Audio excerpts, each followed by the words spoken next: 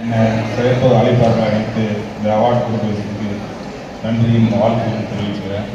பெண்கள் தினத்தை முன்னிட்டு ஒரு சிறப்பான நாள்.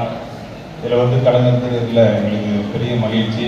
இதில் உள்ள கல்லூரிகளில் படிக்கிற பெண்கள் பல பேர் இந்த மாதிரி நிறைய அவார்டு வாங்கணும். ஒரு வாழ்த்துக்கள் நன்றி தெரிவிச்சுக்கிறேன். Thank you sir. Thank you sir. Thank you so much, sir. Thank you, sir. Thank you so much sir. So, presenters ரெண்டு பேருக்கும் பெரிய நன்றி.